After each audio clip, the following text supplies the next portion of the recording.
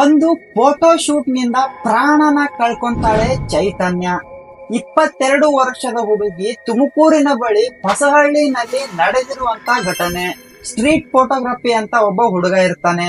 ಅವನು ಹಾದಿಯಲ್ಲಿ ಹೋಗ್ಬೇಕಾದ್ರೆ ಒಬ್ಳು ಹುಡುಗಿ ಕುಂತಿರ್ತಾಳೆ, ಅವಳೇ ಚೈತನ್ಯ.